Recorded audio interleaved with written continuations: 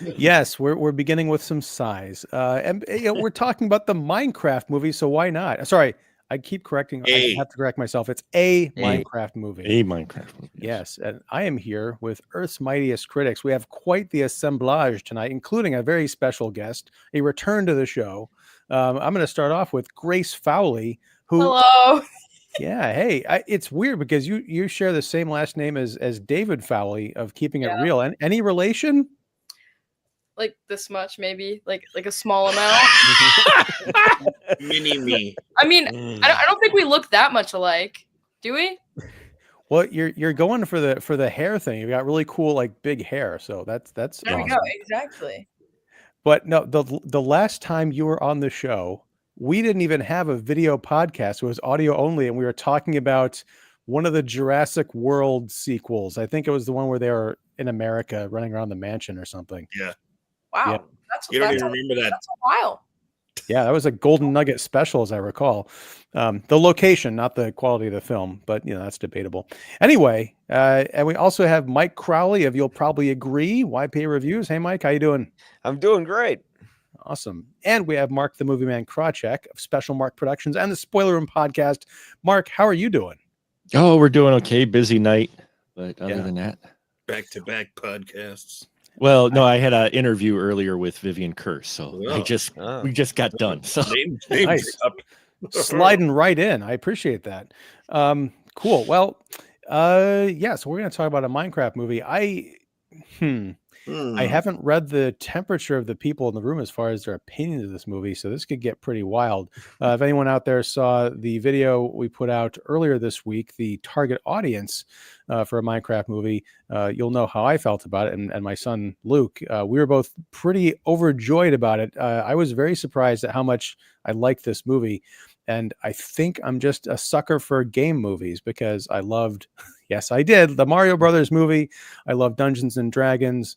I cried repeatedly during Sonic 3, and not for the reasons people normally associate me crying with at movies. Genuine emotion. So I don't know what's going on. Didn't cry this one. Tomb Raider. No, that was I cried at Tomb Raider and the sequel because I really wanted to leave. Different kind of an emotion. Well, which Tomb Raider? The Angelina Jolie or Alicia Vikander one? Oh, that's right. I skipped the Alicia Vikander one because I respect her as an actress. What? Yeah. It was pretty good. Yeah. It was what? Yeah, the Alicia Vikander Tomb Raider is what the Uncharted movie should have been. Yeah, that's true. Very true. Oh, casting in that movie. Like, why is Mark Wahlberg Sully? And why is he would have made a much better Mike Wazowski, I agree. Yeah. But no, so yeah, now you're telling me I gotta go back and watch that Tomb Raider movie from a few years ago. Just saying. This better not be a late April Fool's joke. I'm going to be very mad. But anyhow, something I'm not mad about is the Minecraft movie, a film that came out and did, it blew past pretty much everyone's expectations. It was like $157 million or something domestically in its opening bow, and that's like $100 million more than projections. We'll see how it does if it has legs. I'm pretty sure it's going to have a sequel at this point. And I'm all there for it. So here's a question. How are y'all feeling about a Minecraft movie? And when I say y'all, I mean my lovely panelists here and also you out there watching. Feel free to jump in with comments, questions, super chats. I'm not above begging. We'll get this conversation started. We are going to be talking spoilers. I think I've had that banner up just perpetually since the last time I turned it on. So we can get right into everything. But Grace, as our newest member / guest, would you do us the honor? I don't mean to put you on the spot, but I'm going to. Okay. What's a Minecraft movie about? Can you synopsize it for us? I would basically say, one, it's about Minecraft, obviously. But it's kind of about the journey and kind of understanding the rules of the world, but also still having it very game accurate, which I really appreciated. And I think it's mainly just kind of about it's such a I don't know. I just think it's kind of about kind of exploring your creativity. And yeah. And like that's kind of like what the game has always been about. It's kind of like pushing the limits of your creativity to like build things and stuff. And so I think that that's one of like the main ideas that really stuck out to me. It is, and what fascinated me about this is that we're a Minecraft household in that my wife plays Minecraft, my two sons play Minecraft. I don't play Minecraft. I am puzzled and bored by the whole phenomenon. It's just that whole thing of like watching someone else play a game they're really into while you're not playing. It's just like I'd rather be watching a movie. But in Minecraft, it's particularly so because there's no story to the game. You can build things and craft things. Obviously, there are different modes where you're in creative mode where you're strictly building stuff, but then you can also get into more of a combat mode where you're fighting the zombies and the piglins and the chicken jockeys or whatever. But there's not an overarching, from what I understand, story. There are enemies you can kind of defeat, but they're starting from scratch as far as turning this into a movie.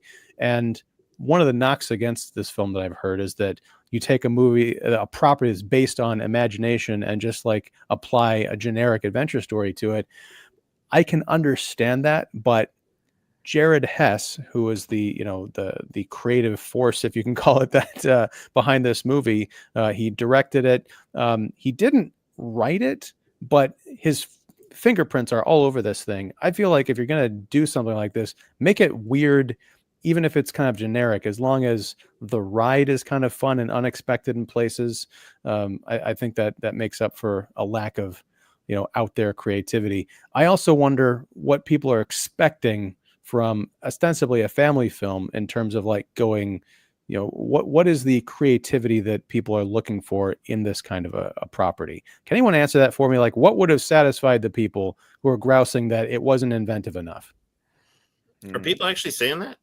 Lots of people, yes. Really? Yes. Well, That's one thing I wouldn't say. Well, yeah, I mean, I don't know what people want then, because not only are you trying to establish on the big screen what this video game world is like, which is a feat in and of itself, but you also have to make this movie for those who are in the know and who've been fans for a long time, and those who know nothing. So there has to be an in for everybody. There has to be Easter eggs for certain people, but there has to be an in for everybody. So I don't understand the lack of imagination, really. I mean, there is certainly more to explore in future movies, sure, but I think this visually is very is from an art design and production design. It is visually quite imaginative and creative, but it's also asking the characters to get outside of their own world and be creative and imaginative. So I don't understand the complaints. Okay. well, I'm gonna be the bad guy here, and Please. it's creative in terms of like how they adapted a game that has like no real story into a narrative film. I felt like a lot of the, let's say, the human characters in the movie, they weren't particularly interesting. I didn't really like. You had Natalie, which I can't tell like what age she's supposed to be, That's true. because like She looks 12. yeah, like their parents aren't in their life, and then she's like raising her younger brother. And I'm wondering, well, how old is she as she's doing all this? Because she looks like she's still in high school. And Jack Black he seems like a great guy, fun guy to be around, but his acting usually annoys me. And in this film in particular, his narration was like nails on a chalkboard. He had to emphasize every single line. There's even like one part in the movie where he does like some random jingle. It's like every movie he's in has to be like a video game movie, and it has to include a song. It's like, look, I get he's in Tenacious D, that's his thing, but it seemed like he was talking too much to the kids when he was doing all that stuff, rather than just talking like a normal person, although that is kind of how Jack Black talks in real life. Yeah. Jason Momoa, to get laughs, he kept doing like this high-pitched girly scream throughout the whole film, which got really old after like the first 2 times he like who did it. And he's kind of like, his character is the guy, I guess, who you would introduce the whole video game aspect of the movie to, but it was just Jason Momoa just being himself, and it didn't particularly interest me. I think the lack of imagination comes from, this would have been an interesting story if it was taken from all the Minecraft characters and it would have been in their world instead of incorporating human characters. But I get why they did the human characters. It was the easiest route to go. And the movie's referencing the game, to the point of nauseum. But I get why they do that. You're introducing a product to kids, and I think for a kids movie, it's like the simplest, easiest like route you can take. And in some ways, sure, it's fun, but it's kind of like the Super Mario Brothers, the new one to me. It's more about referencing material than having like a thought, than rather having like a real heart or a thought to it. It's like generic heart. It's like, oh, there's the kids and their parents out there. They're gonna take care of each other. That's cute, but there's not much to it than that. But that's about the end of my rant, and you can all tell me why I'm wrong. And No, here's the thing.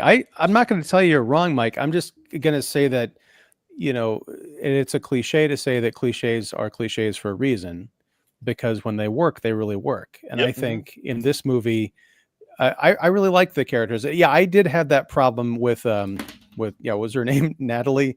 I mostly remember these people from other things I've seen them in. Like Dawn, to me, she's just Tasty from Orange is the New Black. But no, so Natalie, when I first saw the trailer for the Minecraft movie, I thought, oh, she's like the 15-year-old, teenager who's there with her, younger brother or something. And then when she's driving her brother, and then she's dropping off at high school and then going to her big corporate job, I had that same kind of needle scratch moment. I'm like, wait, what's going on? I suppose she's probably, in her very early 20s. And I think possibly, Grace, maybe you can speak to this. Give us the non-old man's perspective, because I'm at that age where everybody who's under the age of like 25 to me looks like they're 12 years old. Did Natalie register as an adult to you, or like a teenager? I mean, like, I kind of like wasn't really thinking about age. I was just kind of like trying to take in the scenery and stuff, but definitely looked like could be like freshman in high school. Okay. like I feel like I've seen freshmen that look like that, and like that's not saying anything to the actress, but it's like I really wouldn't have known if it wasn't like in the script that she went to like her big corporate job and was like parents gone, taking care of her little brother, has like this whole house. Like, definitely did not look of age to be doing all of that. I wonder how much of that has to do with wardrobe, because we see her at her job the day when her little brother accidentally knocks over the giant potato chip mascot that is the front of the factory that she's working in, which was really funny and very Jared has. But she's wearing like a suit. I think she was giving a presentation or something like that. But then when she gets into the Minecraft world, she's sort of in her comfy street clothes where she looks like a teenager. I feel like if she had gone directly into the Minecraft world wearing that like power suit or whatever, that might have helped sell the adultness of that character, because visually there's not much distinction between her and her younger brother Henry, played by Sebastian Hansen.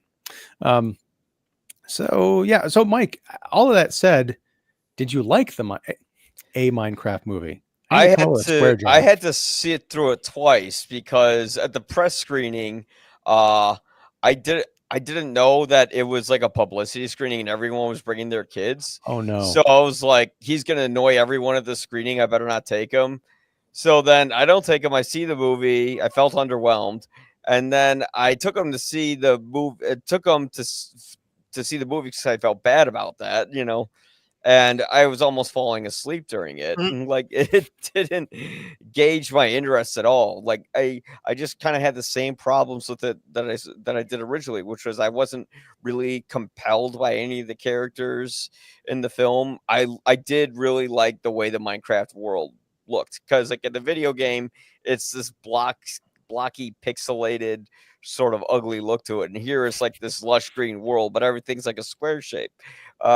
Oh yeah, there was that one plot that didn't really do anything for the movie other than like gather laughs when Stifler's mom is like dating the Villager. the little villager in the game. I'm like, what's the point of this? Aren't we supposed to be saving the Minecraft world? But I felt like the movie kind of went off at little tangents and stuff like that, and it was just kind of a generic kids film, which, hey, you know what, that's great. When I was a kid, I liked those movies, and then I kind of grew up and grew past them, and I feel like this movie is just a little too safe and a little too much of the same, a little too cliche, where I could really get into it, and I get it. I mean, overall, taking a game that has no story and giving it some sort of story, yeah, it worked. It's just that the characters were really annoying. Not the kids, but the adults.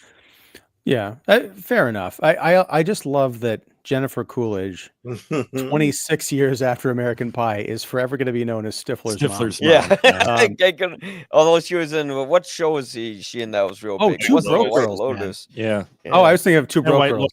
Yeah. True, too. I still haven't caught the White Lotus I bandwagon. always think of Legally Blonde. Yeah. Oh, Yeah. that's right. Dang. Yeah. All right, Mark. Yes. Hello. That's you in the corner. That's you in the me in spotlight. the corner. It's me in the spotlight having my Not Your Father's Root Beer as we talk Minecraft. Okay. Woo!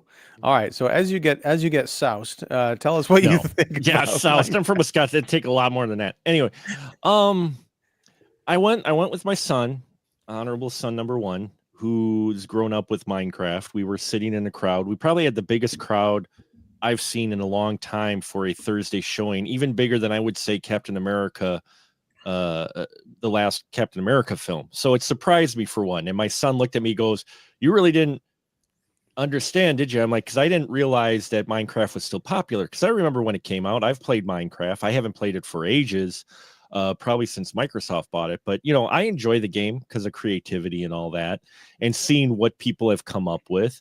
Didn't realize the phenomenon that it is still, because it's one of the first films where, one, I was probably the oldest person in the crowd. That doesn't happen too often. And there was applause at the end of the film, which for a young crowd to be applauding, I'm like, okay, this is something. Mhm. Now, for me personally, as a film goer, I agree. And my son felt the same way. This film is a pendulum. There were some things there would swing where it was really good. And then there were things it would swing the other way that made me cringe.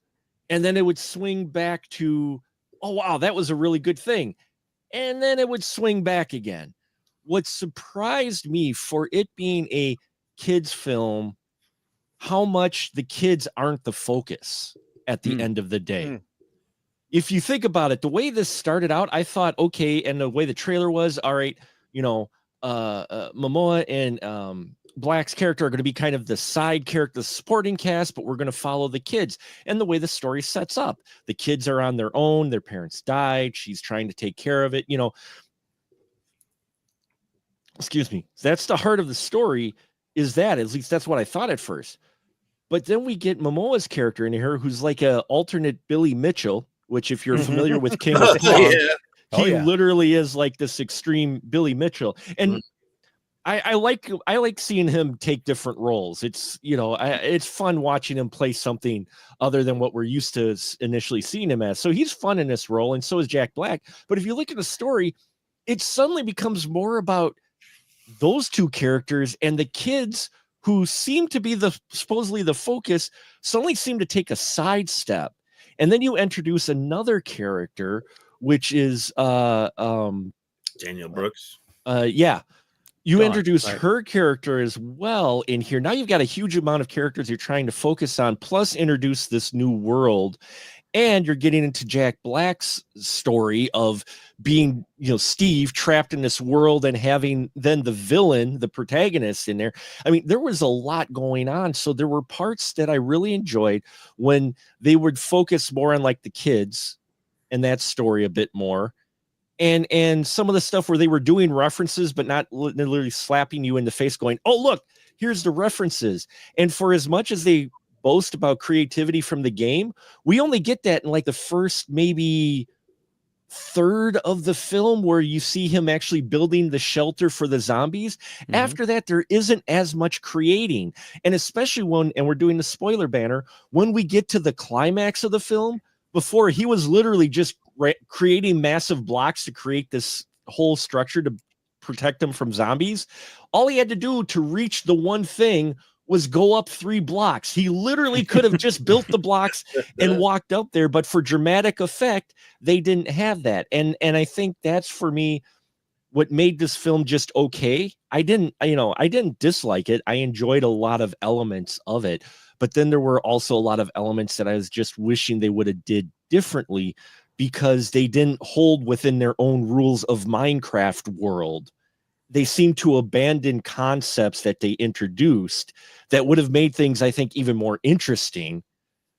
And for just, jokes or cheap laughs between Jack Black and Momoa, who again becomes more of the focus of the story than the kids do by the end, and then they come back to it kind of, but still, this is more about Steve at the end of the day than it is about the kids. And that kind of disappointed me, because I did like where they were going with the kids and what I thought this film was going to be about.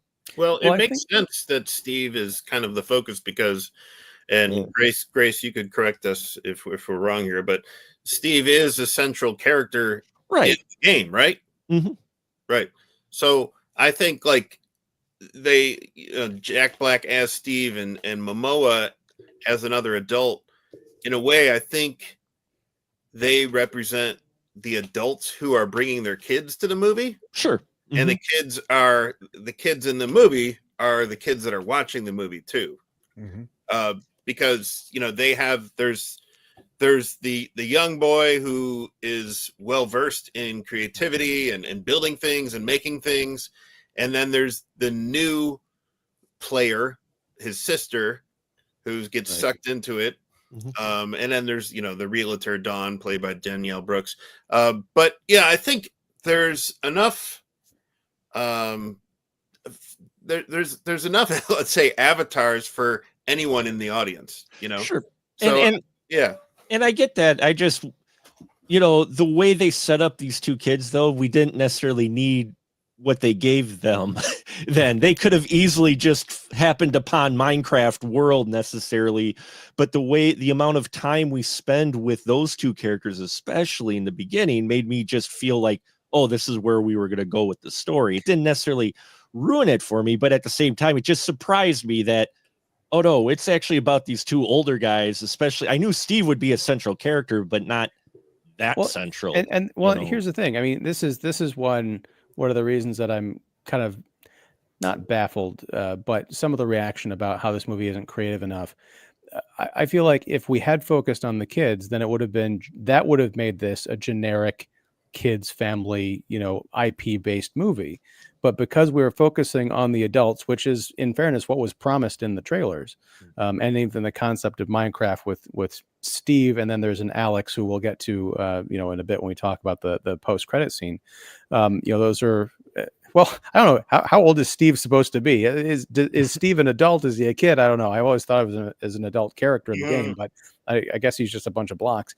But no, what I thought was cool in focusing on these characters, and to David's point, these different types of characters, and we spend a good 20 minutes of the movie establishing them in the real world before they all cross over into the Minecraft world, is the whole point is these adults figuring themselves out and helping the two kids, Natalie and Henry, not succumb to what they had succumbed to in growing up and losing sight of their creativity, abandoning their dreams because they felt that they weren't worth having anymore, that they weren't achievable. So I think the ending of this movie is, it's powerful in a way that isn't like tear jerking, but it's uplifting in a way that a lot of movies nowadays just aren't. It's got that very 80s, early 90s kind of family film montage of like, and we all went out and we achieved great things because we cared about each other and we learned never to give up on our dreams. And, that's another thing that I like about these video game movies, is the objective of a game is to win. And the objective of a comic book, and even a comic book movie, is to show up for the next chapter and the cliffhanger and the doom and the danger and the ever worsening threat. You don't tiptoe out of a Marvel movie saying, "Great, I feel great about everything." You tiptoe out of a Marvel movie thinking, "How are these heroes going to defeat this thing that's trying to destroy the world?" Whereas what I think I'm responding to personally in these video game movies is they tend to focus on people coming together to solve problems and win in the end. I think that's really cool. Yeah, there's a template for all these things, but particularly with what Jared Hess did here in making a sufficiently weird movie is I think he upset the balance a little bit of like, oh, it's a movie for kids that adults can enjoy. This is really a movie for adults who are kind of kids at heart. And I also am surprised at how many Napoleon Dynamite references and yes, Nacho Libre references as we get into the comments here. They put into this movie without Jared Hess actually being in the writer's room. And I don't mind that at all. It's just that it seemed like the creativity part. I'm not saying creativity as far as what we saw in the world. I'm saying creativity as far as what the people were able to do, because it seemed like that took a sidestep when that's the main focus of being in Minecraft is being able to create anything. And they seem to have abandoned some of those concepts near the end when they're in the big fight for the dramatic. And I understand why they did it, but for the dramatic end, because by that point, with especially as creative as they establish the kid, the boy, I was all for that. I'm like, yeah, because being that kid, I was that kid. I'm still am that kid. A lot of people call me that, and that's fine, But it seemed like they didn't have him do the creativity part as free as it was at the beginning of the film, specifically for the dramatic tension, when I would have liked to see them really go out with him creating just some wild stuff because of his creative imagination. And he does do some things. I guess I was like, they tapered it off. They limited it to like the stuff that was in the game instead of like stuff they could create, like come up themselves to create. Well, even working within the confines of the game, because you're right, Mark. They do establish early on to set up what you can do in this world. They do a little bit in the Jack Black portion at the beginning. They do a bit more of it, like you said, when Henry's building the fortress to protect them from the zombie horde. But they once he invents the tater tot gun, which is a kind of a cute gag, but then it's like he's just carrying that gun around for the rest of the movie. I'm like, that's what we're doing. We're building a gun out of this instead of like doing more things with blocks and shapes.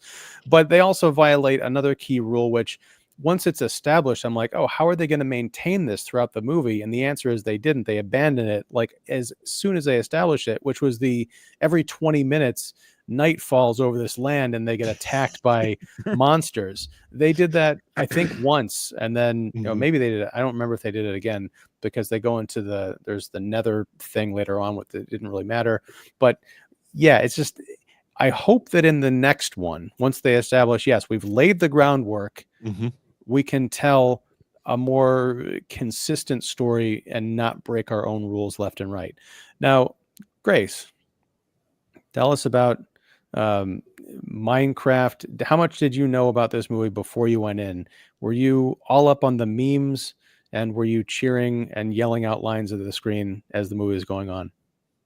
I was definitely all up on the memes. I mean, I have TikTok, so like it was definitely everything was like circulating around there.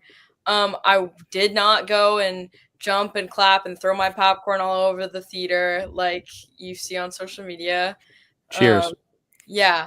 No, I'm not that kind of person. But I mean like I've played since it came out, probably since I was like 6.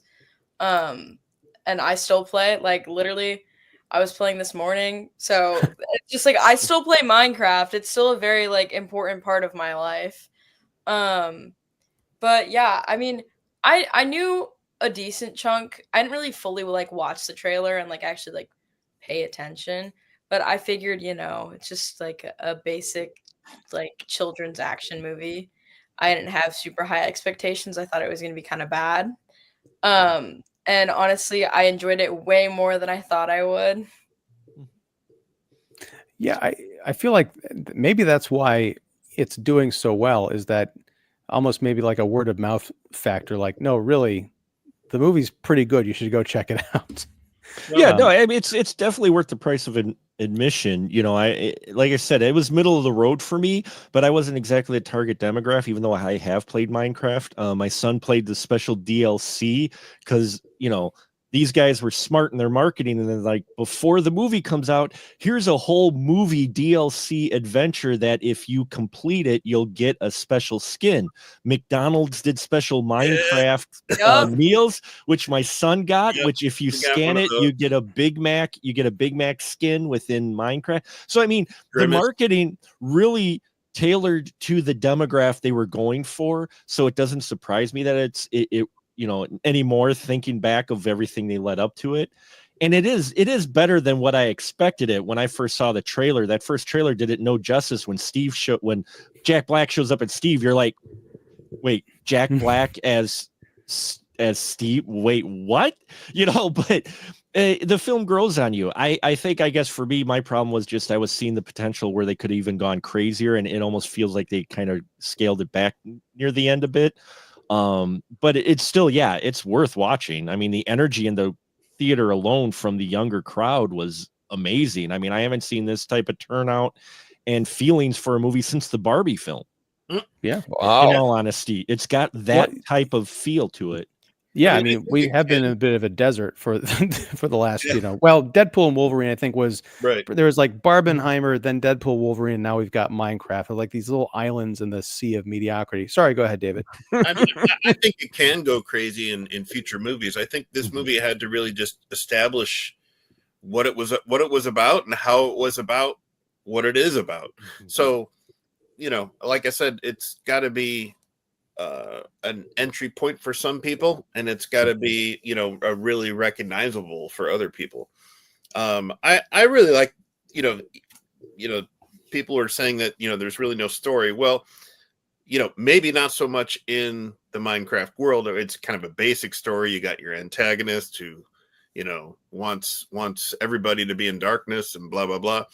But I kind of not that I'm a sad sack middle-aged loser, but I kind of really identified with these human characters, like Jason Momoa is playing Garrett, who was once a really popular video game player for this one game, and I love the fact that he kind of still tries to run as best he can this kind of like pop culture video game store that has all these like old video game consoles and everything, and all these little kind of like doodad trinkets and stuff that he's like, man, this is really valuable, blah blah blah, and like he's almost trying to convince himself, Yeah. And so I really like the commitment, even like the wardrobe. He's wearing this like hot pink leather fringe jacket. Yeah. Like they just went there, and so I appreciated the fact that like I can't imagine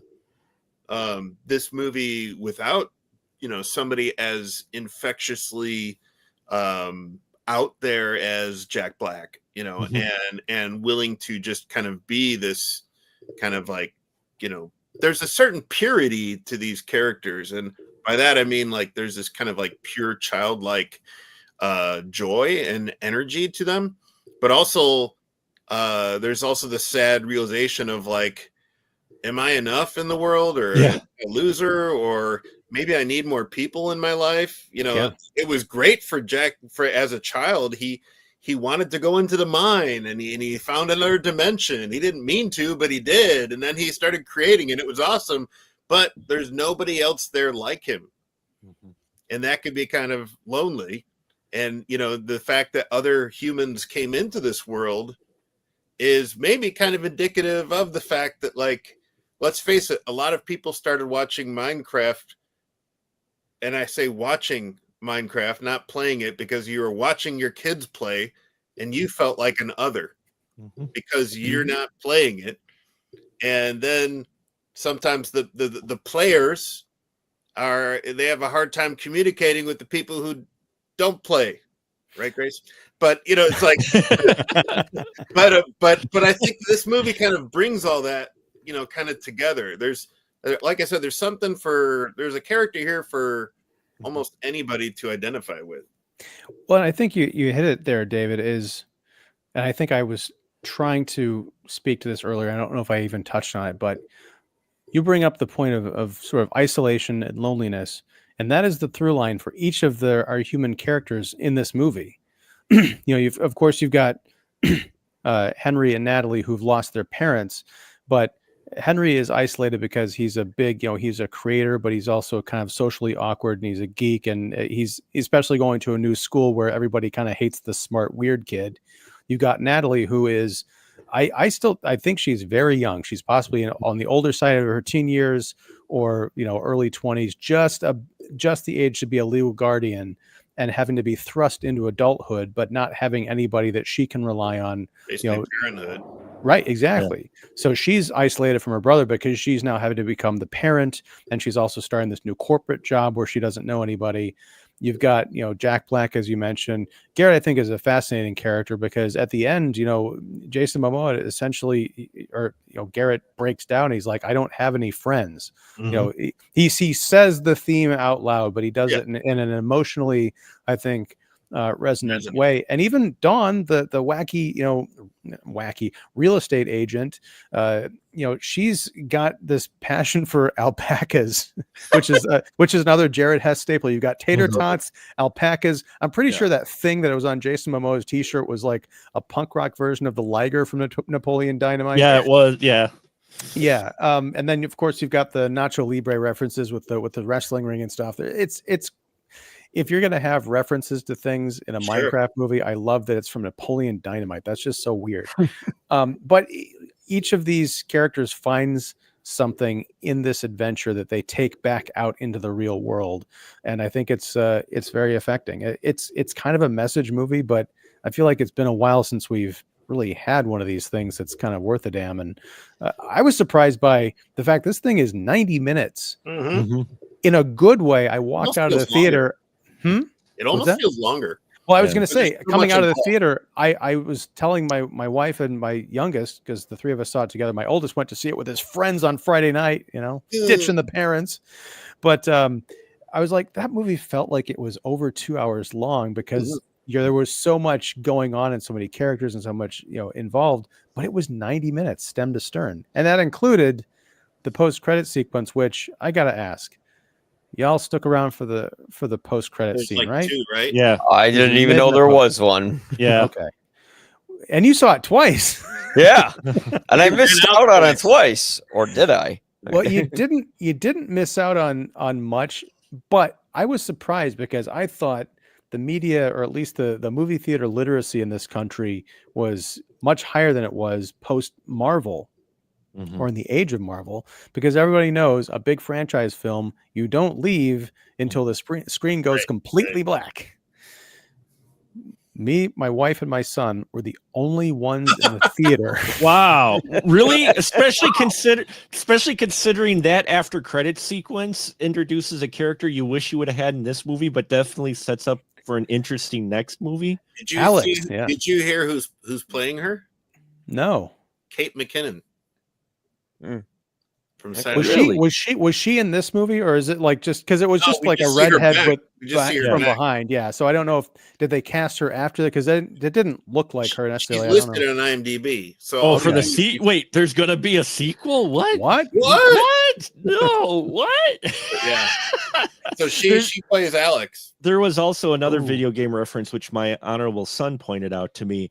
The attack that Steve uses in the movie to take out the chicken jockey is same as his attack in Smash Brothers, Super Smash Brothers. When he attacks, he goes with his head like that. Oh yeah. That's his actual attack in Super Smash Bros. So there's another reference to a completely different video game in this one.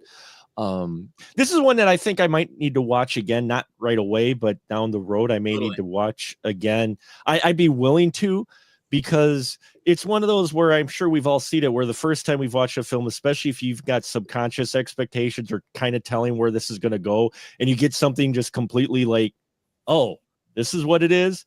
Then you can go back and maybe watch it again and go, okay, now I have a little more context of what to kind of expect, maybe I can look at it at a different angle. You know, like I said, it wasn't bad for me. I just was not as blown away as some, but I give mad props to those who were really enjoying it, because I can see where it is that type of film. Just for me personally, it was just like, it was all right. I didn't feel like I wasted my time. So here's an in joke. Mark, I have had those kinds of movies, but I can tell you definitively that Camelot is not going to be one of them. Anyhow, it's not going to be for me either. That's we actually agree in a negative way on a film. That doesn't happen often. Oh boy, for those who don't know what we're talking about, go check out this week's episode of the Spoiler Room podcast, where we talked about 1967's Camelot, another movie that felt much longer than it was. What's that? Is that Richard Harris? Yes, and Vanessa Redgrave. 3 hours long. Richard Harris, Vanessa Redgrave, Franco Nero, and not a hint of chemistry in the entire 3 hours between either of our love triangles. What's next? Caligula? Yeah. I watched that a couple months ago. I'll be watching it again. Man, have you seen the final cut that they did that?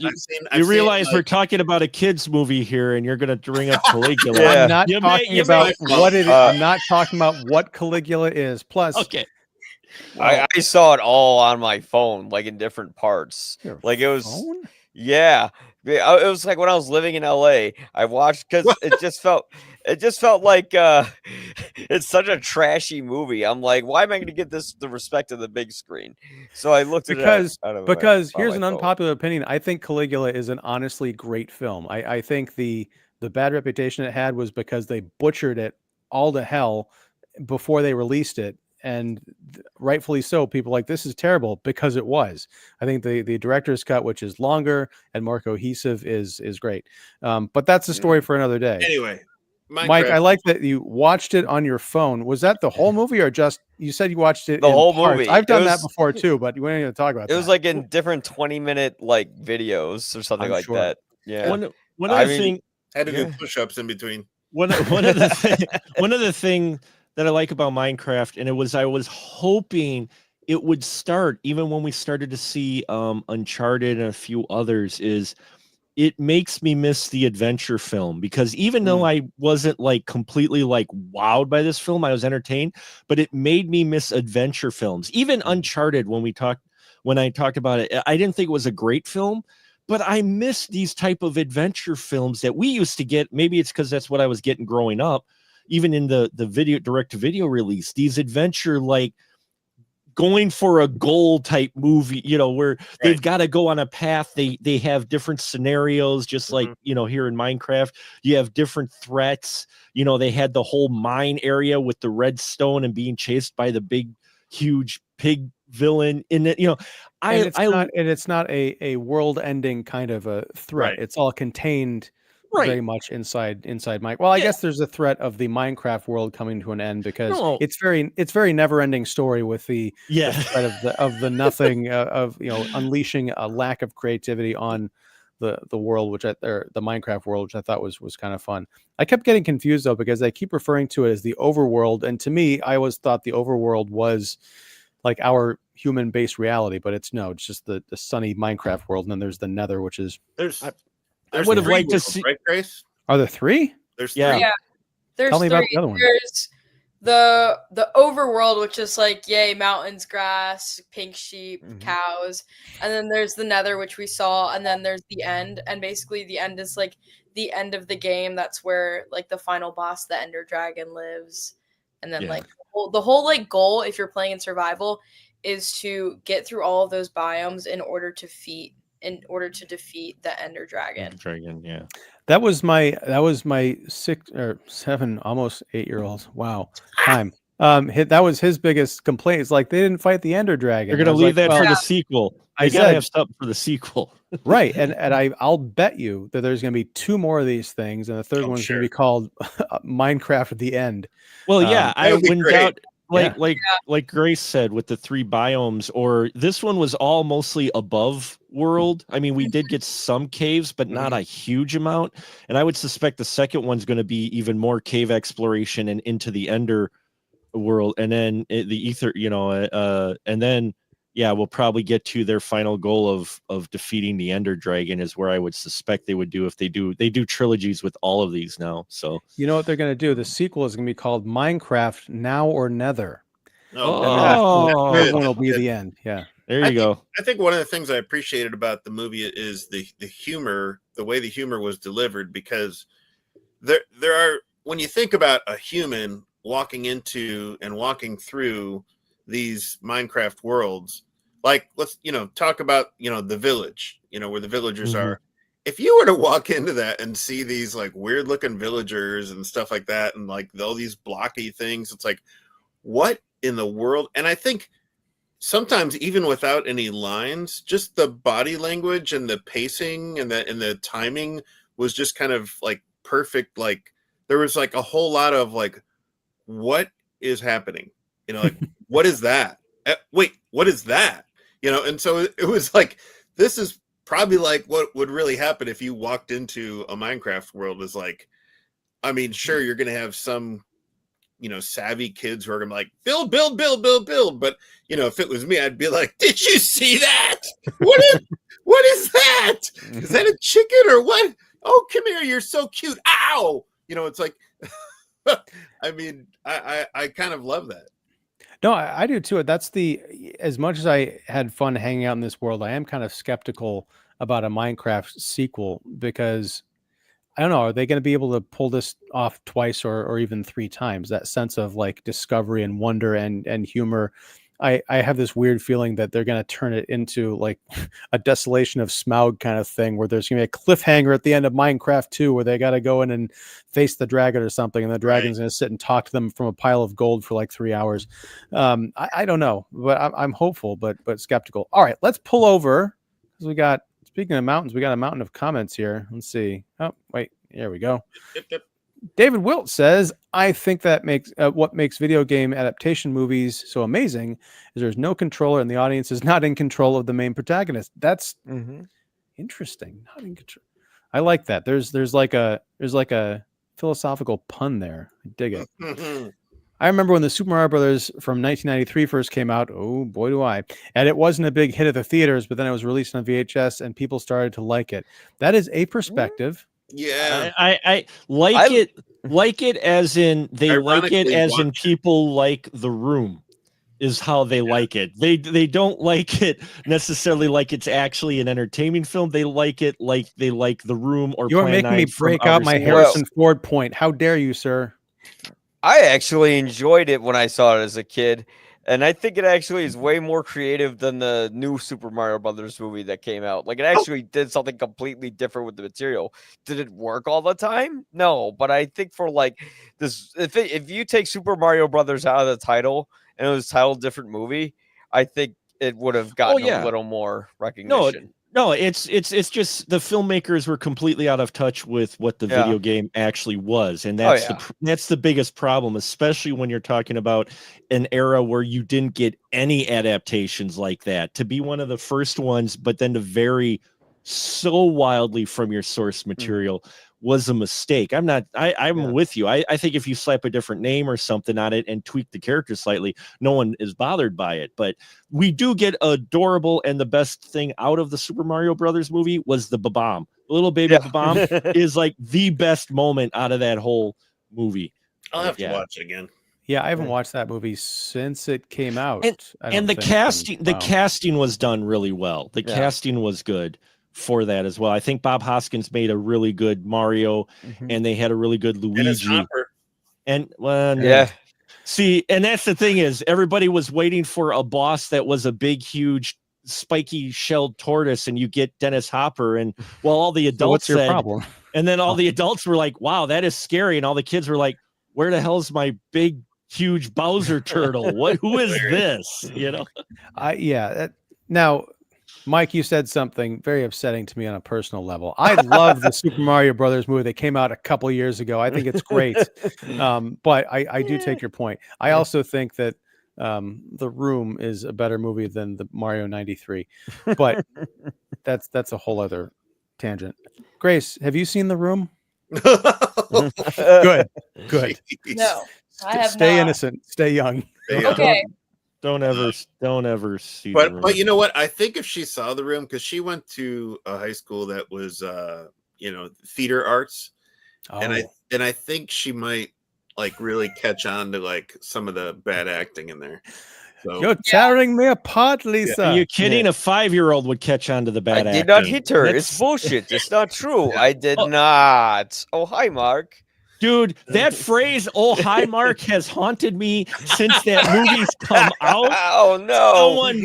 Someone wrote it in snow on my car one day. I came out from work, and someone wrote, "Oh hi, Mark," in snow on my car. At least it wasn't in yellow snow. No, it wasn't in yellow snow. So there's that. So sorry, I just thought of a Kevin Costner series about pioneer days in the winter called Yellow Snow. oh boy, Anyhow, let's get back to some more comments. more comments, please. If you guys ever watched the classic movie Tron, that movie is sort of like what happens if the player was trapped inside the video game they were playing, and the effects in that movie look very CGI. I gotta watch Tron again, and Tron is gorgeous. I love with Tron. with the advent of the Tron Ares trailer, Yeah. I kind of feel like I have to go back and subject myself to Tron Legacy, a movie that I felt was 8 hours long. But I've heard people defend it, and I don't get it. So maybe I'll I gotta defend go back. it. In fairness, that was 2011. Yeah. That might have been one of the that I think that was in the midst of the years when I wasn't sleeping very much, like even more so than now. And there are whole like black holes of movies that I don't remember or remember unfavorably that I've since rewatched and quite enjoyed. So who knows? Maybe when Tron Ares comes out, we'll do a trilogy review. Oh boy. Yeah, get ready. Let's see. Miguel, yes, Nacho Libre cameos were cool. Now help me out here. I got the in joke sort of with the wrestling ring. Were there cameos from Nacho Libre in here besides Jack Black though? Well, I think like homages. I don't know about cameos. Right. Well, if there were cameos, I'd be interested. I only saw Nacho Libre once. One of the most memorable movie-going experiences of my life. I went with my wife, her sister, and her sister's husband at the time. Did you walk out? No, he got up and walked out 20 minutes into the movie, and then went and he like played the video games in the lobby of the theater like for the entire rest of the time. If somebody I know that like walks out of Nacho Libre, it tells me a lot about that person. They have impeccable taste. No, I'm kidding. I loved Nacho. I haven't watched it since it first came out, but I was like, and this is back when I hated Napoleon Dynamite. So I kind of went begrudgingly to see Nacho Libre, and I loved it. I have since come to appreciate Napoleon Dynamite and the works of Jared Hess. So let's see. David Wilt says, once again, one of my favorite video game series was the Carmen Sandiego games, which were a crime-solving games in which, I can't read tonight, solving games in which you were a detective solving each crime committed by Carmen Sandiego and her gang, who were part of an organization called the Villains International League of Evil, or VILE for short. And it made for one of the best public game shows for kids on PBS. Where in the world is Carmen Sandiego? With one of the best theme songs by an a cappella group ever. I used to watch that game show all the time. That was a lot of fun. That had CC Pounder as the inspector who would give the kids who played the investigators clues and such for finding Carmen Sandiego. And so they would have to, it was a whole geography test. So you had to know geography and such, and they would ask questions about geography. It was a wonderful show with the most wonderful, and then acapella came back for just a little bit, but they have a great song for that. But yeah, I didn't know anything about Carmen Sandiego until you described it to me just now. I'd seen like the pictures on the video game box art. I always thought she was like an international detective or something with the trench no, she coat, was the crime. She's the criminal Wow. You're trying to find. Yeah. Nice. All right. If you guys ever watched the Mel Brooks movie Silent Movie, there's a scene in a hospital where they do a spoof of the game Pong, which was one of the very first video games ever invented. I've never seen Silent Movie. Oh, it was Lynn Thigpen. Okay, my apologies. I thought it was CC Pounder. Oh, Sorry. your mic is on the fritz, Yeah. Mark. Oh, sorry. I don't know what happened. I don't know. Okay. Miguel says a surprise for me was the villager at the end with Stifler's mom was voiced by Matt Berry. I'm I don't know who Matt Berry is. He's the the vampire show guy. What we do in the shadows. What we do in the shadows. Oh, okay. That's a show I don't watch. Yeah. What we don't do in the shadows is watch What We Do in the Shadows. Oh, okay. Oh, this is Wholesome Ampule J0 or It's called a spammer. No, I refuse to believe. Mark, you say this all the time. We get someone from Twitch Spammer. on here. Best viewers on streamboo.com. Remove the space. Hey, everybody, do that right now. Remove the space on streamboo.com. No. Now get out of here, Wholesome. Nope, I am corrected. Thank you, David. I was always thinking it was CC Pounder, but it wasn't. She did play the voice of Amanda Waller many times, though. Yeah, she did. That's it's true. also CCH Pounder. Y'all are leaving out CCH, a whole letter. Whole heck. Do you think? Did she ever do like baking and she'd make CCH pound cake? Oh, there you go. But yeah, no, he's right. It was Lynn Thigpen. That's my mistake. Lynn Pigpen? And my favorite of the Peanuts gang. Yes. Anyway, sorry. It's Pigpen's mom. All right. Well, I do want, before we go, I do want to say that a Minecraft movie kind of started off rough for me because there's a 5-minute introduction to the world with the voiceover from Jack Black. Starts off, he's in a dead-end job that's very funny. But when he goes into the Minecraft world, there was something particularly obnoxious about the obviousness of him being the actor on like a green screened out harness swinging through the air or just like walking around the volume. Nothing looked real or in place. Now, I don't know if this was an early stuff they did or what, if they shot it in sequence, but by the time they go back to the Minecraft world, the other characters, it felt very much like a place you could live in. But that opening scene, I was like, what are you doing here? I can't watch this for 90 minutes or however. I think that might have to do with the fact that, correct me if I'm wrong, Grace, but when you start Minecraft, like if you're starting for the very first time, I mean, it is pretty much bare bones, and you're kind of you're getting your bearings, and so I can understand that. Like when he first gets in there, he's like, whoa, and it's like, and we're like, huh? Well, that could have been the quality of it could have been the fact they might have used footage from an actual like pitch video they did. Possibly too. They've done it before where they worked whatever pitch video or whatever into the film. But what surprised me with the Minecraft film is how much practical effects you actually have in here. Like the villagers are actual people and they just CGI'd the heads to be bigger. There's actual the villagers were actual people in those costumes with their arms, with the way they were and everything. They used real there's footage that got leaked to the internet of the unfinished scenes, but they were unfinished without the post-production in them. They were leaked. And if you look at it, it will surprise you how many of the actual props they built and weren't just CGI'd. That's where I was impressed with, is they actually built a lot. They built a lot more than I expected them physically for the characters to interact with. So I give them mad props there for that. Mad props for the mad props. I was kind of disappointed that we've got the village people, but not once did they sing a song. Yeah, right. Sorry, but they do an ode to I was told by my son, a famous Minecraft streamer, who died, who unfortunately passed away before he could see the film. But he had created stuff that even the creators of the game acknowledged him, and he passed away. And so to honor him, the pig with the crown was a representation of him. Yeah. When they walk into the village, right? Yeah. Yep.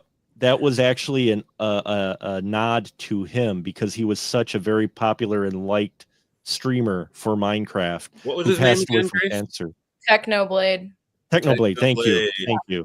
I'll have another reason for me to go back and watch this movie at some point, because I had heard that, but I think I heard about that after I saw the movie, so I honestly didn't remember seeing a pig with a crown. Also the scene in the storage container area, in our world, let's say. Oh yeah.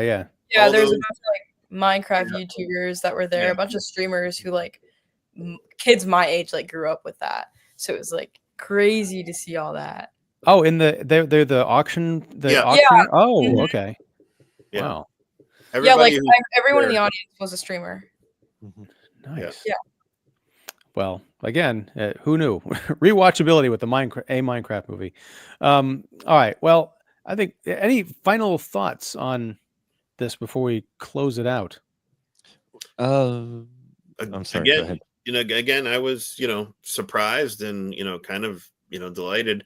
I just knew that, once I realized Jack Black was involved, I'm like, all right, like Grace said, this could be bad, but at least it's got Jack Black, and I got to see it through, and not that I'm like this diehard Jack Black fan, but the fact that we're putting Jack Black into this movie, all right, we got to see how this is. And again, I was, quite delighted. It was fun. Yes. It was better than I expected, even though I gave it a kind of a middle of the road rating. But then again, that was me acknowledging the fact of this film maybe wasn't completely for me because I haven't played the game in ages and I wasn't that into it. But seeing the reaction of the young crowd who have grown up with this film, I love this film, and be in theaters to see this film and not wait to go pirate it, made me appreciate this film quite a bit. If you're a fan of Minecraft, see it. They did better with it than I thought they would. It's a fun adventure film. You at least will have an entertaining time, I think. I don't think it's a waste of time at all. Even if you think it's only middle of the road, it's not a bad film. It's one of the better video game adaptation films out there, which that bar isn't exactly high, but nonetheless. But it's getting there. I mean, It's getting there. Now I know Dungeons and Dragons isn't a video game movie, but it's a movie based on a game. And the last Last of Us. well, that's a TV series that doesn't count. Mostly because I haven't seen it. But it's still an adaptation. Yeah, it's still an Getting better with adaptation them. of it. Yeah. Very true. But yeah, it's I feel like soon, if not already, we're going to be in an era where people start thinking about video game and game movie adaptations, or just media adaptations, in a very positive light, and you're going to think back to kind of the dark days of the video game adaptation. It's no longer going to be, oh, video game adaptations suck. It's going to be like, no, they used to suck. Much like we think about, oh gosh, you remember in the early 90s, the late 80s, when they were trying to make comic book movies and they just fell apart and they didn't have the technology or the storytelling prowess to tell them properly. Well, I think we're getting there with video games and game media. And even though I don't play, I am enjoying watching them, possibly because I don't play them. I'm not familiar with these things, so being introduced to all these different crazy worlds, it's a ride, and I'm enjoying it. I'm just waiting for my God of War adaptation. Oh yeah, we need a God of War adaptation. By all would means, that work as a show or a movie? That would probably be a better show. That'd be a better show. A lot of episodes where he's just on the rowboat with Atreides. Yeah. Well, I'm thinking the older school, but even the newer God of War, either one, or you could do a whole series of different God of Wars through different time periods too. So you could have God of War looking back as to his younger self with a lot of regret, which I think they do in the second game. But I didn't finish second game because I got really annoyed with the puzzles that were just constant. So which one, Ragnarok or the Ragnarok? Yeah, every other second, there's like another puzzle where you have to. Yeah. It's like you guys are speaking another language. I have no idea what's going on. Anyway, so we can pick that conversation up when we talk about the God of War movie in 10 years or whenever it is. But anyway, thank you all for hanging out and talking about a Minecraft movie. It's a film and a discussion that I quite enjoyed. I'm not ashamed to say it. Also, those adult Happy Meal toys are pretty cool. And if anybody out there happens to get the Big Mac cube, didn't you get that? Yeah, I have it. Do you want it? Do you want it? I haven't Yes. the code yet. Okay. Huh? Wait, no, not the skin. He wants the toy cube. The toy. I'm literally looking at it right now. I have it. They sold out of the Minecraft meals here in town. I tried to get another one. I only got one for my son, and yeah, they sold out. I think he got the cube as well, the Big Mac cube.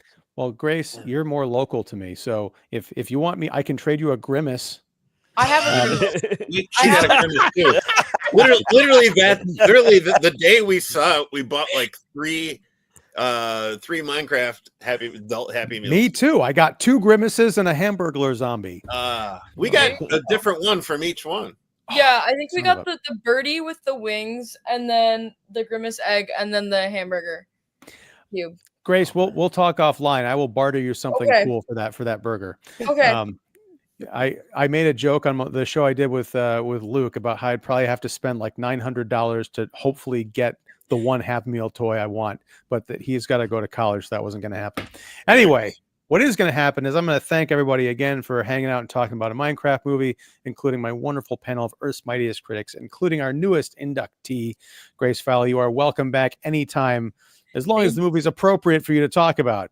Okay. Wait a second. You're an adult now. I don't have to. Yeah, I'm worry an about adult. Yep. Yeah. I'm Some an adult. things. Well, so yeah, the door is always open. Thank you for who've been watching on the stream and commenting. We love you all and appreciate it. And next week we're going to be talking about The Amateur, the new film starring Rami Malek and future Lois Lane, Rachel Brosnahan. And we'll see if it's any Or as good. they say in Chicago, The Amateur. The Amateur, yeah, Amateur. amateur hour. So join us back next week. And until then, if you like the stream, please like and subscribe and all that business. Support all of Earth's Mightiest critics. Their information will be linked down below. And until next time, whenever that is, whatever that is, thank you very much. Take care and go build something cool. Get crafty, will ya? Get crafty.